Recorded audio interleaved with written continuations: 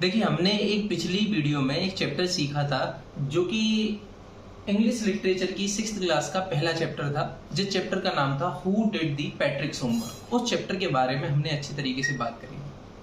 उस चैप्टर की कहानी को अगर एक बार हम रिवाइज करने की कोशिश करें तो उसका चैप्टर की कहानी ये थी कि एक लड़का है पैट्रिक नाम का, जिसको हर बच्चे की तरह होमवर्क करने से नफरत है और वो चाहता है कि उसकी होमवर्क करने वाला कोई मिल जाए। एक दिन ऐसा इत्तेफाक से होता है कि उसकी जो कैट होती है उसके हाथ में एक डॉल होती है और वो उसको फाड़ चीड़ रही होती है, लेकिन जो पैट्रिक होता है वो उससे आगे छीन लेता है उसको। और छीनने के बाद उसको पता चलता है कि वो एक डॉल नहीं है, वो एक छोटा आदमी है, छोटे साइज का आदमी है, जिनको हम एल्फ कहते हैं, ELF, और हिंदी में उनको बोना शब्द भी इस्तेमाल कराया जाता है उनके लिए।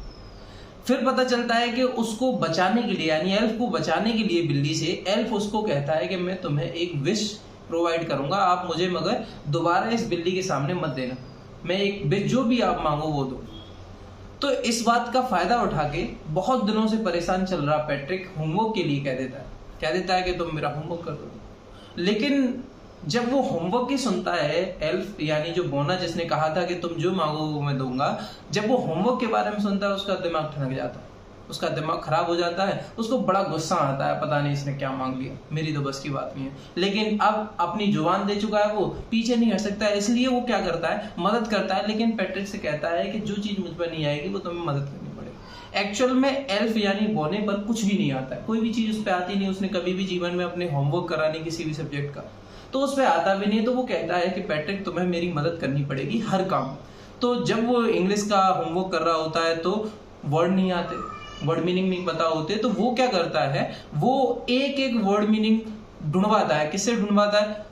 पैट्रिक से ढूंढवाता है। जब वो हिस्ट्री पढ़ रहा होता है तो अलग अलग बुक से जानकारी निकलवा रहा होता है पैट्रिक से। जब एडिशन, सब्सट्रैक्शन, फ्रैक्शन, जब मैथ का होमवर्क कर रहा होता है तब भी उस पर नहीं आता है काम, तो वो भी पैट्रिक से करवाता है।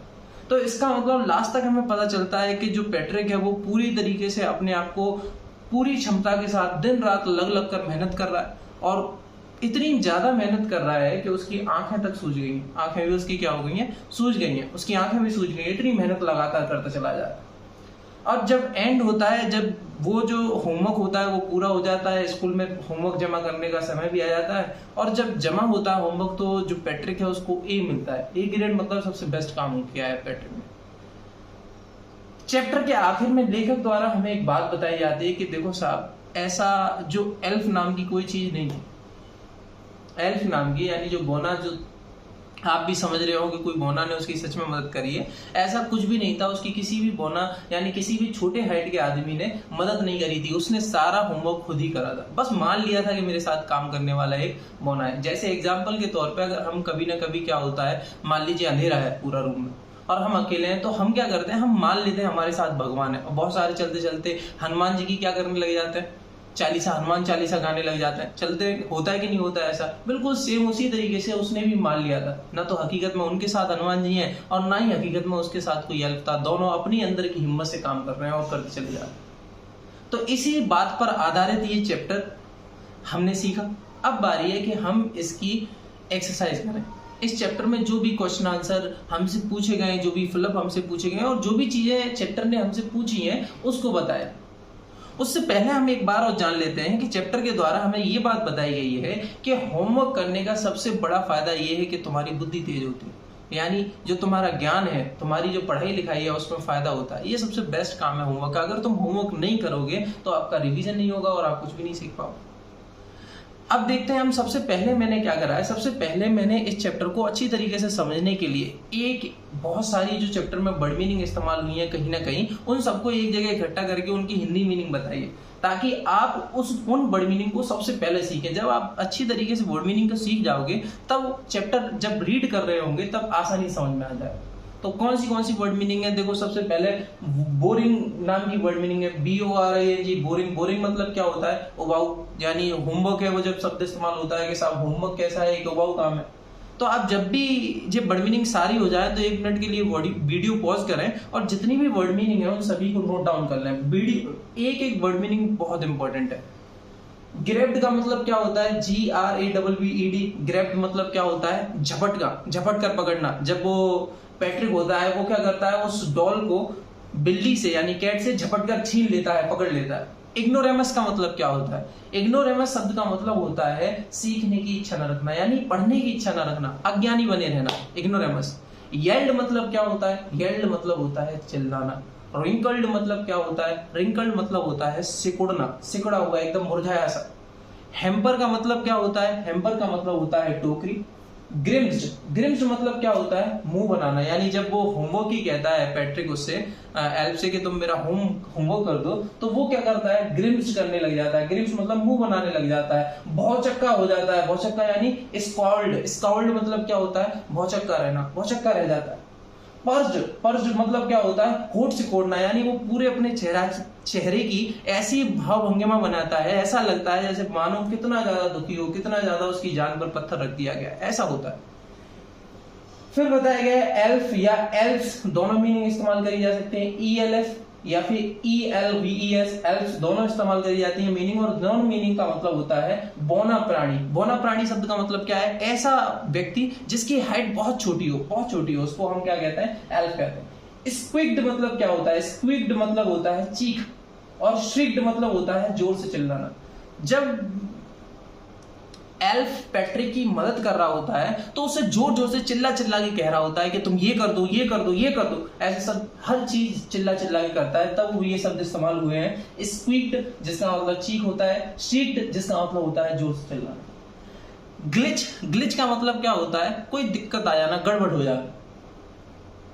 जब पता चलता है हमें क्या दिक्कत है कि साहब जो एल्फ है यानी जो बौना है उस पर कुछ भी नहीं आता, ये दिक्कत थी सबसे बड़ी बात, इस वजह से उसको मदद करनी पड़ रही थी पैट्रिक को हर केस में। बिसाइड का मतलब क्या होता है? बिसाइड का मतलब होता है पास में, कोई बिल्कुल पास में बैठा हो। जब वो कहता है होमवर्क की, तो वो जो बौना होता है वो उससे कहता है पैट्रिक से कि तुम मेरे पास बैठ जाओ, बिल्कुल बिसाइड मेरे पास में बैठ जाओ, जब जाके मेरी काम करवाओ सारा का सारा, मेरे से नहीं होगा नहीं तो। मिस्ट्री का मतलब क्या होता है? मिस्ट्री का मतलब होता है, देखो यहाँ पे एक स्पेलिंग गलत हो गई है, ये वाली मिस्ट्री की, मिस्ट्री का मतलब पास में नहीं होता है, ये गलत हो गई है। मिस्ट्री का मतलब होता है रहस्य। क्या होता है मिस्ट्री का मतलब? रहस्य। आप चाहो तो इसको बिल्कुल जरूर सही कर लो, पास में हटा के और रहस्य कर लो, ठीक है।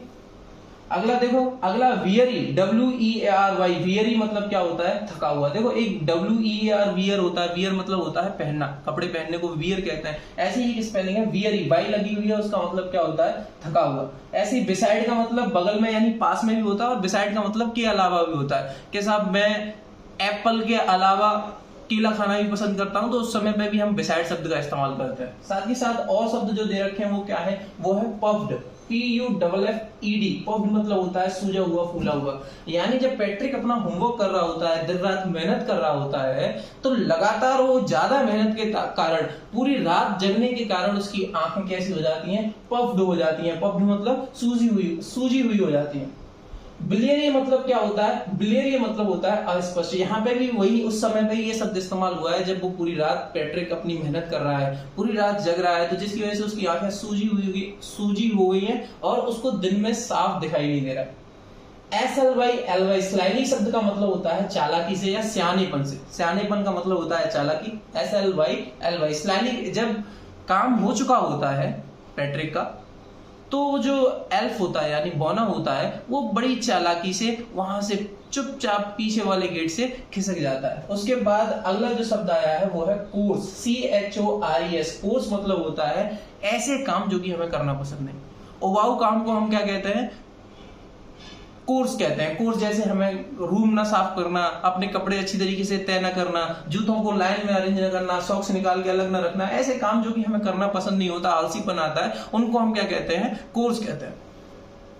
उसके बाद होता है अगला मीनिंग है एटीट्यूड। एटीट्यूड का मतलब होता है नजरिया। नजरिया के साथ साथ एटीट्यूड का एक और मतलब होता है जिसका मतलब प्रकृति। आदमी की जो प्रकृति है उसको भी हम एटीट्यूड कहते हैं। इस शब्द का इस्तेमाल जब हुआ चैप्टर में, जब लास्ट में टीचर और उसके पेरेंट्स कह रहे होते हैं कि वो बच्चा जो कभी अपना समय पर काम नहीं करता था, वो बच्चा जिसने कभी होमवर्क का एच भी नहीं करा, आज वो होमवर्क कर रहा है पूरा अच्छी तरीके से, जिसकी वजह से उसको A ग्रेड मिल रही है। वो बच्चा जो दूसरों से रूढ़ तरीके से बात करता था, रूढ़ तरीके का मतलब कुद्र होके बात कर रहा था, गर्म पने में बात करता था, लड़ाई झगड़े वाली बात करता था, वो अब शांत हो चुका है। जो बच्चा कभी स्कूल टाइम पे नहीं पहुंचता था वो टाइम पे जा रहा है, यानी केवल और केवल उसने अपनी प्रकृति पूरी की पूरी क्या कर ली है, बदल के रख लिया। साथ के साथ जो अगला मीनिंग आता है वो है कीन। कीन शब्द का मतलब होता है उत्सुक, किसी काम को करने के लिए उत्सुक होते हैं तो हम उस शब्द के लिए क्या इस्तेमाल करते हैं, कीन शब्द इस्तेमाल करते हैं। आप यहां तक वीडियो पॉज करके एक एक वर्ड मीनिंग को लिख लीजिए हिंदी में और उनको अच्छी तरीके से याद करिए। जब आप अच्छी तरीके से वर्ड मीनिंग्स को याद कर लेंगे तो आगे आने वाले चैप्टर्स में आपको इंग्लिश पढ़ना, कहानियां समझना बड़ा आसान हो जाएगा और बाकी के सब्जेक्ट भी बहुत ही आसान होंगे। जब आप लेखन कर रहे होंगे, आप कोई ऐसे लिख रहे होंगे, एप्लीकेशन लिख रहे होंगे, तो वहां पे इन वर्ड मीनिंग का क्या कर सकते हो, इस्तेमाल कर सकते हो। ठीक है, तो देखिए अगला वर्ड मीनिंग करने के बाद हम इस चैप्टर के जो क्वेश्चन आंसर है उनको करने की कोशिश करते हैं। और चैप्टर के क्वेश्चन आंसरों को करने से पहले हम एक बार ओरली देख लेते हैं क्या हम कुछ चैप्टर से सीख पाए या नहीं सीख पाए। चैप्टर में कुछ क्वेश्चन आंसर दे रखे हैं, उनके बारे में बात करते हैं। कह रहे हैं answer the following question, refer to that part of the text whose number is given against the question.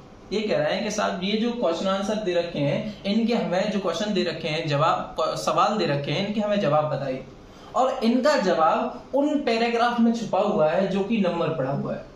जैसे ये ऐसा नहीं है कि जो ये क्वेश्चन लिख रहा है इसका मतलब पीछे 2 लग रहा है तो ये 2 नंबर का क्वेश्चन है, ऐसा नहीं है। इसका आंसर जो है वो हमें 2 नंबर के पैराग्राफ में मिलेगा। देखो एक बार मैं आपको बुक की अगर कॉपी दिखाऊं तो आपको पता चलेगा कि हमारी जो बुक थी उसमें पैराग्राफ नंबर 1, पैराग्राफ नंबर 2 इस तरीके से दे रखे थे। सेम उसी प्रकार ये कह रहा है कि जो भी तुम क्वेश्चन आंसर करोगे उसका आंसर, यानी पहले वाले आंसर का क्वेश्चन आंसर का जो पहले वाले क्वेश्चन का जो आंसर मिलेगा तुम्हें पैराग्राफ नंबर 2 में मिल जाएगा, दूसरे वाले क्वेश्चन का जो आंसर मिलेगा जो पैराग्राफ नंबर 2 में मिल जाएगा। इस तरीके से ये बताया गया, नंबर नहीं लिख रहे यहाँ पर। अब ऐसा नहीं है कि 5 और 6 2 नंबर का नहीं है। इस चौथा वाला जो क्वेश्चन होगा उसका आंसर आपको 5वें या 6ठे पैराग्राफ में मिल जाएगा। ठीक है, तो सबसे पहले हम ओरली सवालों को करने की कोशिश करते हैं कि हम चैप्टर के बारे में कुछ सीखे हैं या नहीं। सबसे पहला सवाल कहता है what did Patrick think his cat was playing with and what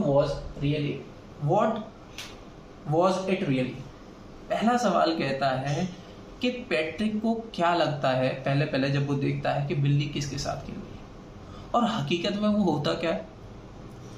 तो हमें जब हम चैप्टर पढ़ रहे थे तो शुरुआत में हमें पता चलता है कि पैट्रिक को लगता है कि जो बिल्ली है वो एक डॉल से खेल रही है। किससे खेल रही है? डॉल से खेल रही है। लेकिन हकीकत में जब हम वो देखता है, जब वो उससे छीन लेता है तो उसको पता चलता है कि वो डॉल नहीं, एक छोटी हाइट का क्या है, आदमी है। एक्चुअल में वो क्या था? एक आदमी। समझ में आ गया? दूसरा क्वेश्चन क्या कहता है, why did the little man grant Patrick a wish. Grant मतलब होता है देना। तो why did the little man, यानी व्हाई, क्यों उस छोटे से आदमी ने दी पैट्रिक को एक विश, यानी क्यों एक इच्छा दी उसको, क्यों एल्फ के द्वारा पैट्रिक को इच्छा दी गई कि साहब तुम जो मांगो सो देंगे हम तुम्हें। क्या बात थी ऐसे? क्योंकि पैट्रिक ने क्या करा था, पैट्रिक ने उसकी जान बचाई थी। किससे बचाई थी? उस बिल्ली से बचाई। बिल्ली फाड़ देती उसको, चीड़ देती, खा जाती। बिल्ली क्या होती है? कार्निवोरस, ओमनिवोरस होती है, यानी मांस वगैरह सब खा लेती है, उसको भी खा जाती। मांस भी खा लेती है और रोटी वगैरह भी खा लेती है, तो उसको भी खा लेती। लेकिन पैट्रिक ने उसकी जान बचाई और जान बचाने के बदले में एल्फ ने उसको एक विश दे दी। उसने कहा कि तुम जो मांगोगे, जो बोलोगे, वो मैं तुम्हें करके दूंगा। What was Patrick wish? तीसरा क्वेश्चन कहता है कि फिर ये बताओ, जब उसने विश की कह दी, यानी इच्छा मांगने की कह दी कि जो तुम्हें चाहिए बताओ अपनी क्या विश है, तो फिर मांगा क्या पैट्रिक ने? पैट्रिक ने ना रोटी मांगी, न पैसे मांगे, न खेल खिलौने मांगे, न कोई बैट मांगा। उसने क्या कहा कि सबसे इस दुनिया के टिपिकल काम को मेरा करो। और वो टिपिकल काम क्या था? होमवर्क। तो पैट्रिक ने उससे कहा कि साहब तुम मेरा होमवर्क कर दो, तुम मेरा जो घर का काम मुझे स्कूल की तरफ से मिला है वो कर दो और औगार खत्म करो, जाओ मैंने तुम्हारी मुक्ति करी। चौथा क्वेश्चन कहता है कि in what subject did the little man need help. कि कौन से ऐसे सब्जेक्ट थे, कौन से ऐसे विषय थे जिनमें लिटिल, यानी जो एल्फ था, छोटा सा आदमी था, उसको जरूरत पड़ी to do Patrick homework, Patrick के होमवर्क को करने के लिए। तो पहली बात तो आपकी समझ में ये चैप्टर पढ़ते समय आई ही होगी कि ऐसा कोई सा भी होमवर्क नहीं था, कोई सा भी ऐसा सब्जेक्ट नहीं था जिसकी जानकारी एल्फ को हो।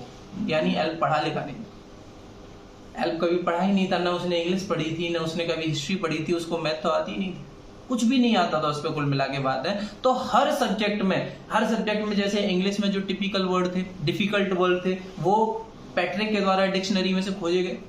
मैथ में उस पर टेबल नहीं आ रहे थे, वो टेबल बताए गए पैट्रिक के द्वारा। उस पर एडिशन सब्ट्रैक्शन नहीं आ रहे, वो पैट्रिक ने करे।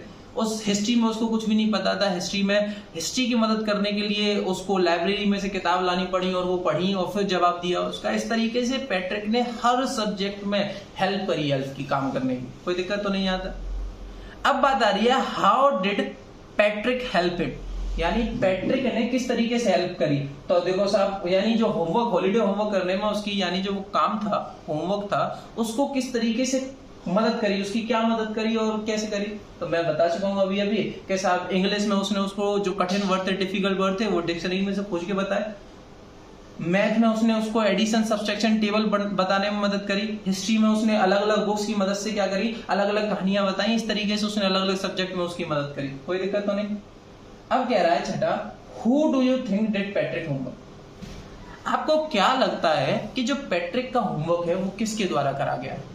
आपको लगता क्या है कि जो पैट्रिक के द्वारा होमवर्क करा गया है, जो वो क्या पैट्रिक के द्वारा किया गया है या फिर उस छोटे से आदमी के द्वारा करा गया है। Give reason for your answer, अपना जो भी आंसर बताओ उसके लिए कारण भी बताओ कि तुम्हें ऐसा क्यों लगा। हकीकत में जब लेखिका एनी कैरोल मूरे जब चैप्टर को पूरा करती हैं, बताती भी हैं कि मैं तुम्हें एक राज की बात बताती हूँ, कोई एल्फ वेल्फ नाम का आदमी नहीं था।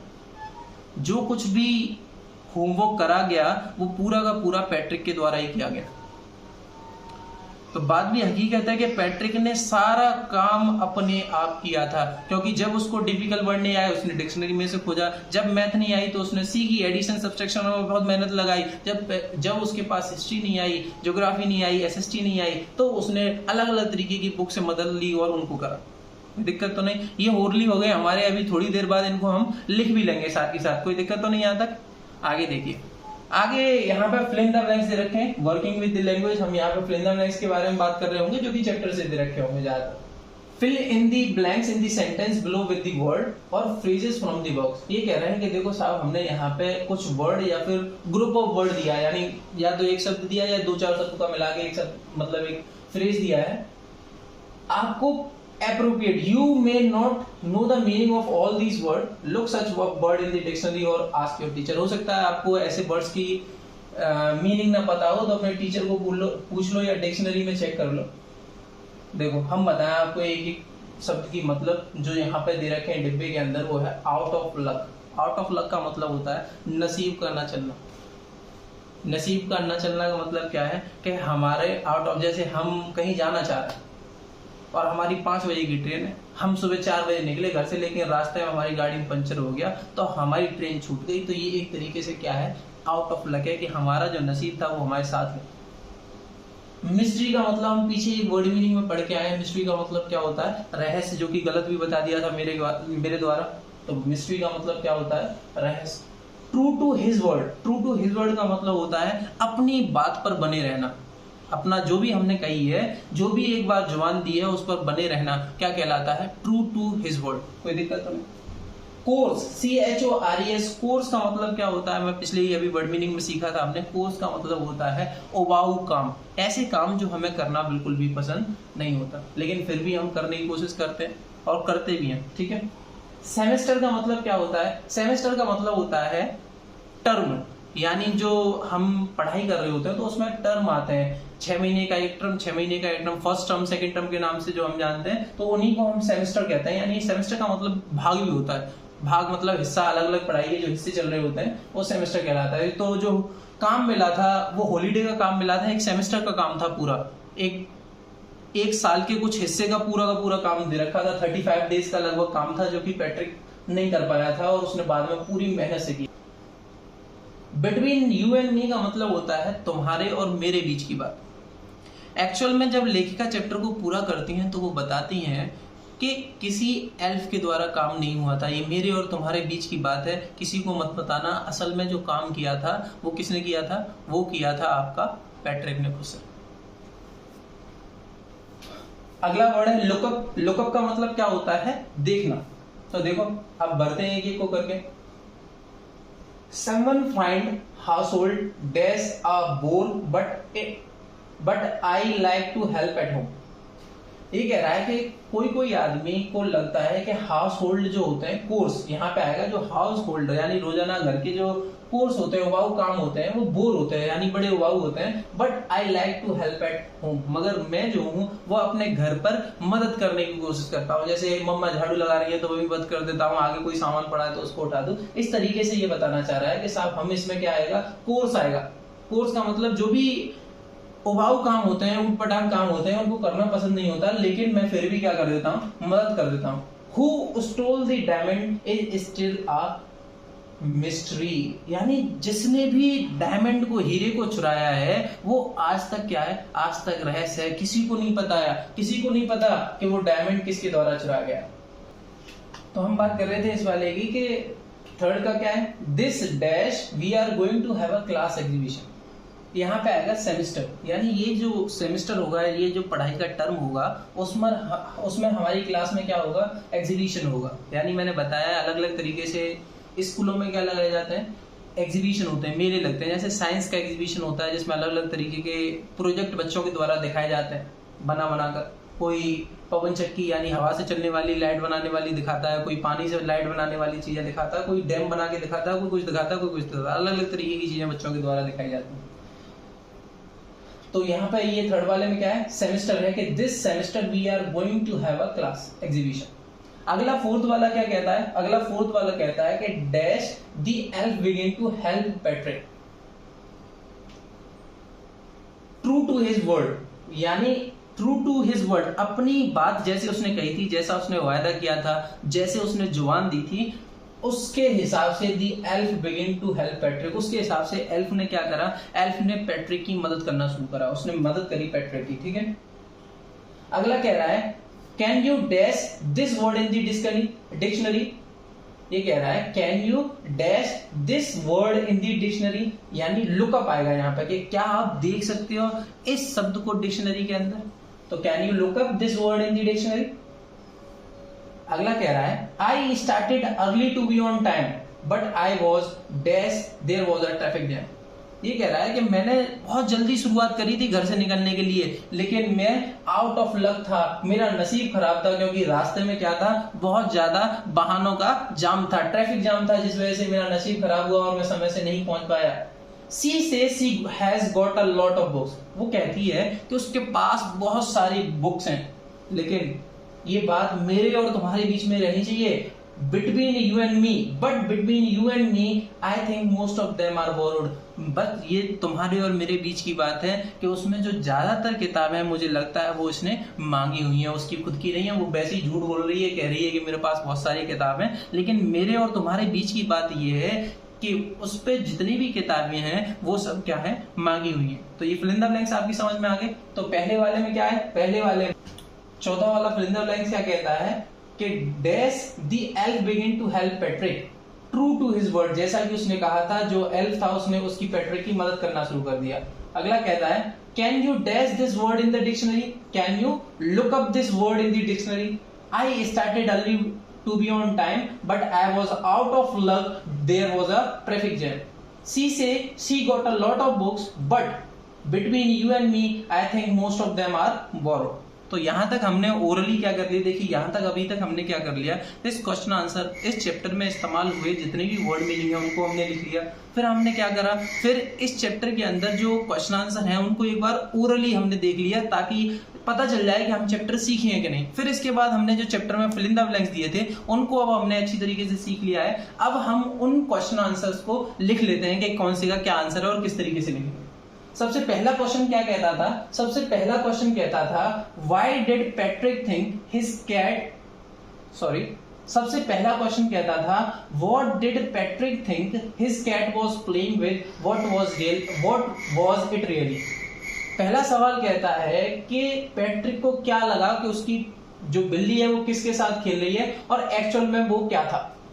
तो पैट्रिक को ये लगा कि उसकी बिल्ली खेल रही है किसके साथ, एक छोटी सी डॉल के साथ। तो पैट्रिक ने सोचा that his cat was playing with a little doll, कि उसकी जो कैट है वो एक छोटी सी डॉल के साथ खेल रही है, बट लेकिन it was really a man of the tiniest size, लेकिन वो क्या था, एक आदमी था बहुत छोटे साइज का। समझ में आ गई बात, कोई दिक्कत तो नहीं। तो पहले तो हमने यही थिंक की जगह थॉट करके लिख दिया कि Patrick think thought that his cat was playing with a little doll, बस एक्चुअल में वो क्या था, वो छोटे साइज का आदमी था। कोई दिक्कत तो नहीं, इसको याद कर लोगे, समझ में भी आ गया। अगला देखो क्या कह रहा है, why did the little man grant Patrick a wish, कि जो छोटा सा बोना था उसने क्यों पैट्रिक को क्या दी, विश दी, क्यों उसको इच्छा दी, मन की बात क्यों, मतलब उसको ये क्यों कहा कि मैं तुम्हें एक विश देता हूं, तुम जो मांगो मिलेगा। तो हमें भी पता है कि पैट्रिक को विश इस वजह से दी क्योंकि उसने उसकी जान बचाई थी। The little man granted Patrick a wish, कि लिटिल मैन ने, जो छोटा सा आदमी था, उसने पैट्रिक को विश दी क्योंकि he wanted to get free from the cat, क्योंकि उसको क्या था, वो चाहता था कि वो उस कैट से फ्री हो जाए, मुक्त हो जाए। और ये भी लिख सकते हैं कि because he was saved by the Patrick from the cat, कि वो बचाया गया था किसके द्वारा, पैट्रिक के द्वारा, किससे, कैट से। ये भी बात हम लिख सकते हैं, दोनों ही बात सही है, कोई दिक्कत की बात नहीं है, क्योंकि वो फ्री होना चाहता था, उसने कहा भी था कि तुम मुझे दोबारा कैट को मत देना, तो फ्री होना भी चाहता था और उसने बचा भी लिया था, कोई दिक्कत की बात नहीं है। इस वजह से पैट्रिक को क्या मिल गई, विश मिल गई, कोई दिक्कत तो नहीं। तीसरा क्वेश्चन कहता है what was Patrick wish, Patrick की विश क्या थी। तो हमें पता है कैसा, हमारा जो काम पड़ा है हॉलीडे का उसको करवा दो, यही हमारी इच्छा है। तो Patrick wanted the little man to do all his homework till the end of the semester. Patrick ये चाहता था कि जो लिटिल मैन है उसका सारा का सारा होमवर्क कर दे, जितना भी एंड तक सेमेस्टर तक है, और जो कि कितना था, लगभग 35 दिन का था, कोई दिक्कत तो नहीं। तो Patrick wanted the little man to do all his homework till the end of the semester, which was for 35 days. अगला क्वेश्चन कहता है in what subject did the little man need the help to do Patrick's homework। ये कह रहा है कि कौन से ऐसे सब्जेक्ट थे जिसमें पैट्रिक की जरूरत उस बोने को, यानी उस छोटे आदमी के, छोटे हाइट के आदमी को जरूरत पड़ी। तो आंसर है कि साहब हर एक सब्जेक्ट में पढ़ी थी उसको कि the little man needed Patrick help, जो लिटिल मैन था वो छोटा सा आदमी था, उसको पैट्रिक की जरूरत पड़ी इन इंग्लिश, मैथ, ह्यूमन हिस्ट्री, यानी हिस्ट्री पढ़ने में, मैथ पढ़ने में, इंग्लिश पढ़ने में। How did Patrick help him, पांचवा सवाल कहता है किस तरीके से मदद करी पैट्रिक ने बोने आदमी की। तो जवाब है Patrick help him by consulting a dictionary, Patrick ने उसको मदद करी डिक्शनरी में शब्द बताकर। Guiding the little man in doing some in the math, उसको बताया कि सम कैसे होते हैं मैथ में। एंड उसने किससे मदद करी, read out portion from the history book, एक हिस्ट्री बुक लेके आया था, उससे क्या करा, उसने पढ़ के उसकी मदद करी। कोई दिक्कत तो नहीं आता है। अगली बात कहता है क्वेश्चन, छठा नंबर का क्वेश्चन कहता है who do you think did Patrick homework, क्या लगता है किसने करा था पैट्रिक का होमवर्क, द लिटिल मैन और पैट्रिक हिमसेल्फ, पैट्रिक ने खुद करा या उस लिटिल आदमी ने करा था। गिव रीजन फॉर आंसर, अपने जवाब का कारण बताइए। तो it was not the little man but Patrick himself had did his homework. ये कह रहा है क्वेश्चन, आंसर कहता है कि साहब एक्चुअल में वो कोई छोटा मोटा आदमी ने उसका काम नहीं करा था, वो खुद ने, यानी पैट्रिक ने अपने आप, himself had did the homework as little man did not know anything in English, math and history. जैसे हम जानते हैं, उसने ही बताया कि साहब जो लिटिल मैन था उसको कुछ भी नहीं आता था, ना इंग्लिश आती, ना मैथ आती, ह्यूमन हिस्ट्री भी नहीं आती। Patrick had to consult dictionary, guide him with math and help him to read. ये कह रहा है कि पैट्रिक ने उसको क्या करा, एक डिक्शनरी में भी बताया, मैथ में उसको गाइड करा किस तरीके से काम करते हैं, और उसको पढ़ना भी बताया किस तरीके से पढ़ते हैं। और वही वो आदमी था, he stayed up night and work hard, वो रात को जगा रहा लंबे समय तक और उसने मेहनत ज्यादा करी। देयरफॉर, इसलिए it was Patrick who did the homework. और इस वजह से हम कह सकते हैं कि पैट्रिक ने अपना काम खुद ही किया था। तो मुझे लगता है आपके यहाँ तक अच्छी तरीके से ये चैप्टर समझ में आ गया होगा। आपके जो वर्ड मीनिंग है और क्वेश्चन आंसर है वो अच्छी तरीके से समझ में आए होंगे। अभी भी इस चैप्टर में कुछ पार्ट बाकी है, अगर वो पार्ट ज्यादातर टीचर क्लास में नहीं कराते हैं, अगर आप चाहते हो कि वो पार्ट भी मैं आपको कराऊं तो आप इस चैप्टर का वीडियो नंबर 3 देख सकते हैं, यानी इसी चैप्टर का पार्ट नंबर 3 देख सकते हैं। और अगर आपके चैप्टर समझ में आया हो अच्छी तरीके से तो आप मुझे सब्सक्राइब कर सकते हैं। और साथ ही साथ अगर मैंने कोई गलती करी हो चैप्टर में तो आप मुझे कमेंट में लिख के बता दें, मैं उसको सुधारने की कोशिश करूंगा अगली बार जब वीडियो बनाऊंगा। Thank you.